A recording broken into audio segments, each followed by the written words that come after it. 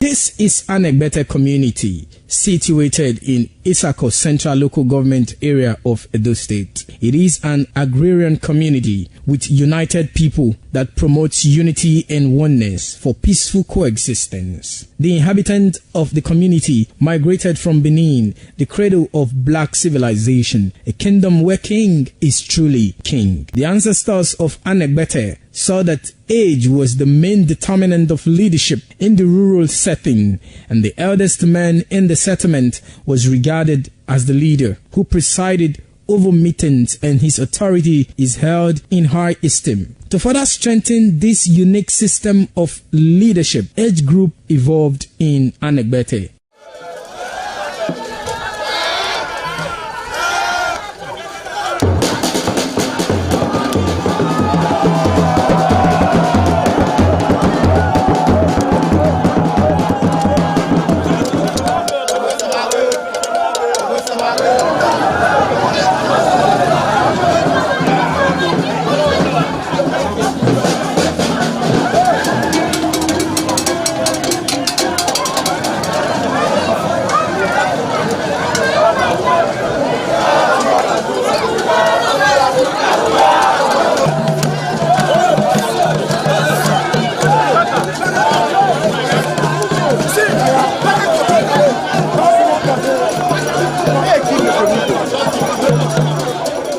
In Anegbete, age group is categorized into two, that is, the common and the noble. Anegbete is rich in cultural heritage, as the community at noon saw the commitment of the festival with the first set rolled out in beauty colors to showcase their might and strength, indicating their feet and ready for the responsibilities behold on them. The streets in the community with a feed up of young men and women adorned with the festival. Later, the royal family takes the stage as their children fight out royally and work in the community to showcase their might and fitness.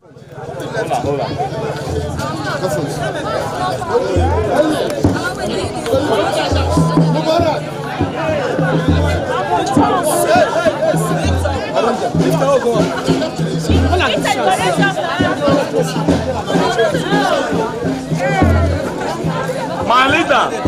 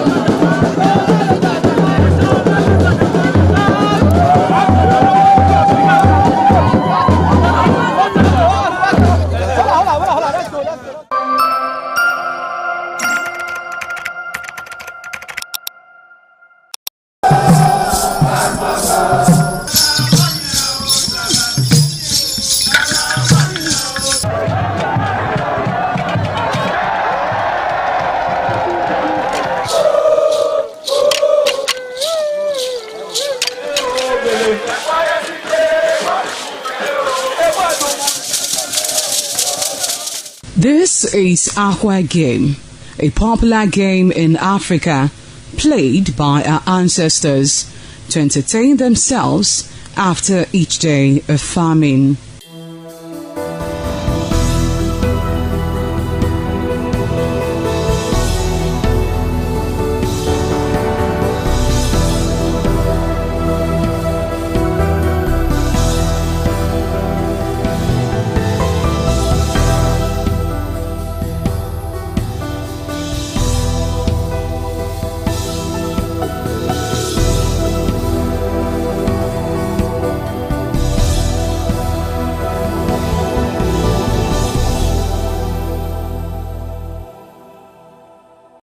It is also relevant in our coronation in Africa. It is a sport and indeed very interesting, as every seed had a role in the game.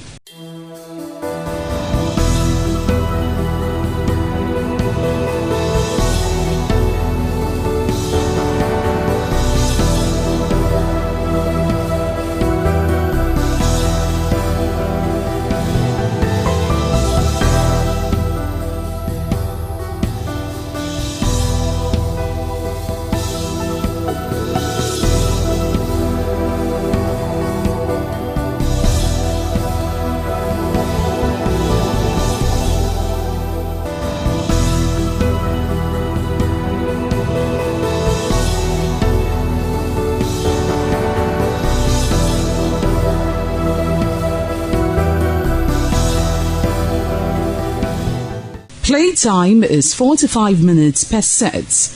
There is no age limit as long as you can spin Akwa seed.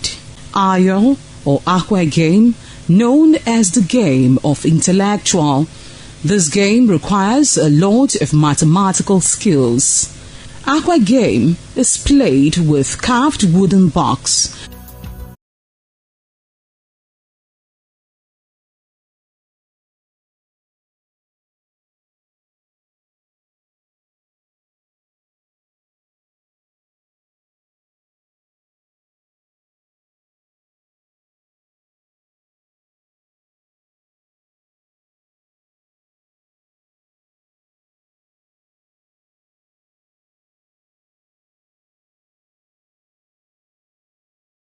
First, we apologize for coming on behind schedule due to some technical hitches that we are now comfortable with. Okay, thank you so much for your time. I'm at this Welsom again. Today we want to look at child and maternal mortality in our country, so to speak. And joining me today is a health giver and a professional nurse, Marilyn Akpomera from Benin City. Hello, Marilyn.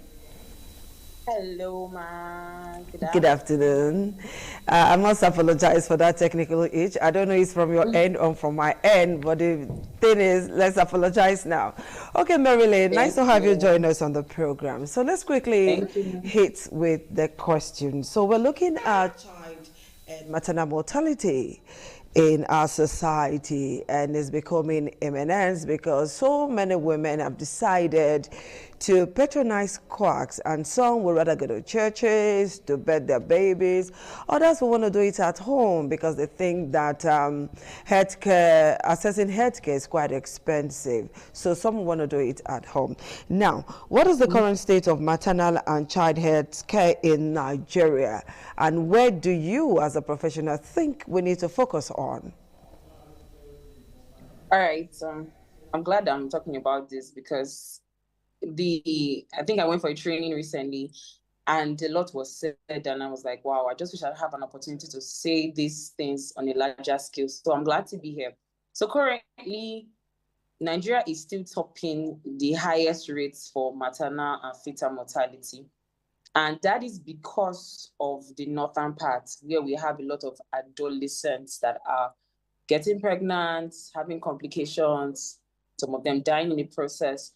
So right now, we are still not where we should be.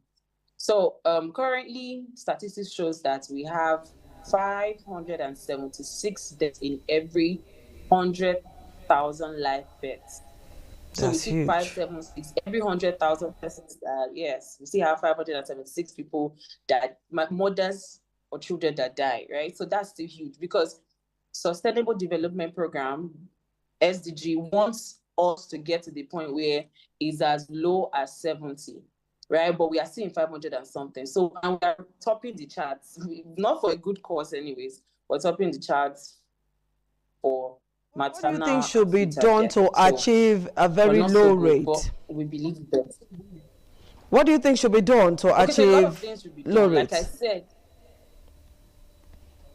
All right. So a lot of things can be done. Now, the major reason why we are topping is because of, like I just mentioned, a lot of adolescents' births, and that is found in the northern part, right? So there should be high level of awareness to that part of the country because we know that they give birth early, they marry early, really early, and then there are complications that occur along the way. So first thing, there should be heightened level of awareness, especially in the northern part. Of course, every part of the country, but the northern part should be aware that it's too in other parts of the country. Yes. This early, the process they have of getting married early, giving birth early, lead to complications. Why? Because at that age, most of them, their pelvis is not fully developed, and that's where we have obstructions. That will have some problems that could occur. There's some of them, their nutritional level, right? What they eat, what they take is also a factor that will not help the child live healthy to term or provide or cause complications during childhood. So one, awareness. Two, there should be increased availability of established healthcare centers in these locations. Now, we know that most times we talk about complications can occur. But the thing is, when the complications occur, are there places where they can go to that they can be managed? So we need more healthcare centers that will help handle these situations. Then, of course, three, more skilled personnel. We know how it is. We know the Japa syndrome.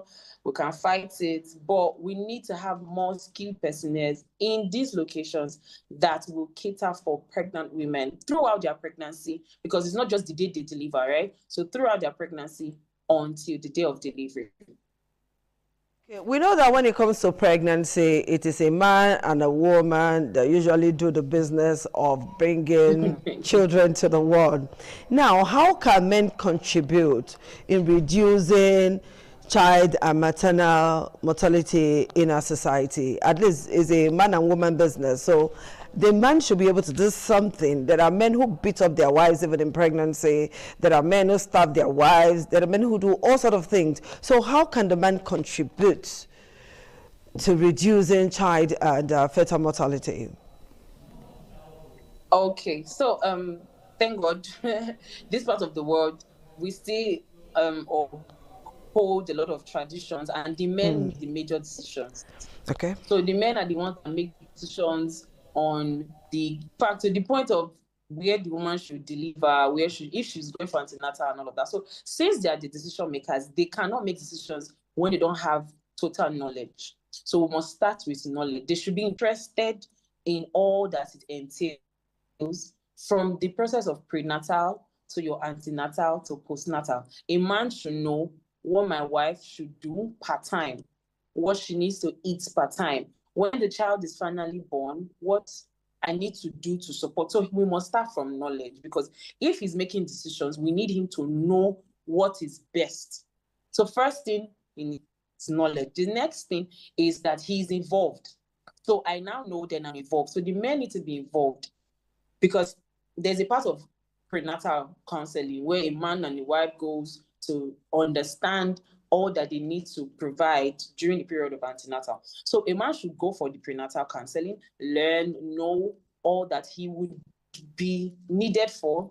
Then now the antenatal starts, he should go, right? We know that in this part, we don't always see men going for antenatal, but it is necessary that he goes. Even if he's busy, he can't go, he should ask questions. He should try and find out, do his own findings. What is the best thing that my wife would need throughout this period, right? Then the postnatal care. So he should be involved. Then thirdly, he should support. You should support from finances, not just your finances. I said, I sent you money, your availability.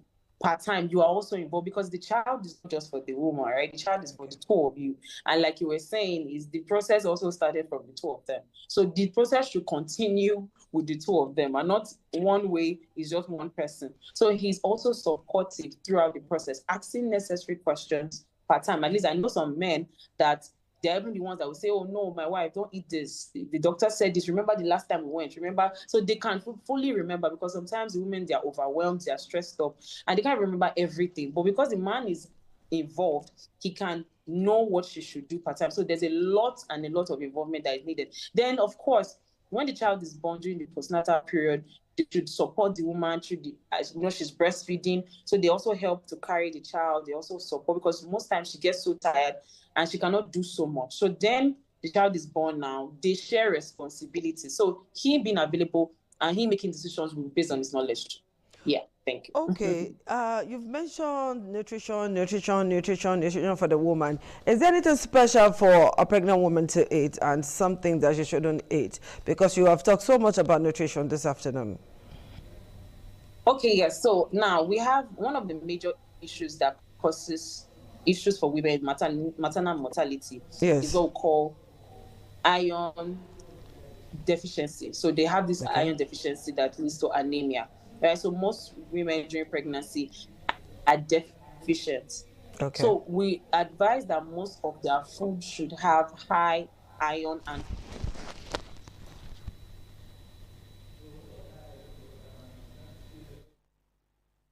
ensure that they are not eating too much processed foods, right? They're not junking on foods. I am craving this, I'm craving that. We always mention that your crave must be within a healthy range, within a healthy boundary.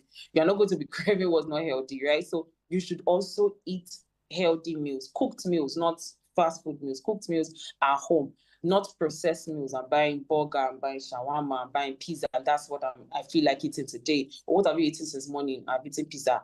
No, that's not proper. So more healthy meals from the day you find out that you're pregnant. In fact, normally you should eat healthy, but you should increase the healthy meals. Then, like I mentioned, there's need for increased iron and folate in your meals. Now, that's basically what we also give as supplements when this iron and the folates, like you said. What are the food now? It's giving us so vegetables, green leafy vegetables, are high in iron and folate. So most that's why they say take vegetables, take vegetables. Yeah, green leaf vegetables are very, very necessary throughout enough of it. They're fruits, and so yeah, basically. Okay, now when the child is born, is there special care for the mother, special care for the baby? Because sometimes you see a woman who just gave birth is in the market almost immediately because there's nobody available to do the cooking and all of that. And sometimes we have some very wonderful men in the sense that they will remind you of those times when their mothers were pregnant or used to get pregnant, or those women in the village. They just have a way of comparing the woman to another woman who is breaking blocks with her pregnancy and all of that. So is there a special care? Because we know that sometimes some babies die at birth, almost immediately they die. Sometimes it could be a week or two, or maybe days. What could be responsible? Is there something that was not done right? Okay, yes. So there could be many, of course, there could be many factors that could lead to the child dying, many factors. But let's start from the care for the mother. Of course, yes, she needs adequate care. Now, what happens during pregnancy is that most of the organs, there's a lot of changes that occurs from your heart to your lungs to your uterus. So there's a lot of changes in the body of the woman that occurs. And so it is expedient that she needs to have adequate amount of rest before she returns to her normal, regular routines, right? So yes, we are grateful for the kind of bodies that some of our mothers have that, oh, they're already energized to start working again. But what is necessary is that within the space, because we have this postpartum period of course 6 weeks, where the woman's body recovers, right? So throughout that period of that 6 weeks, we don't advise, at least the first 3 weeks, you shouldn't be doing so much strenuous work, right? You should have support.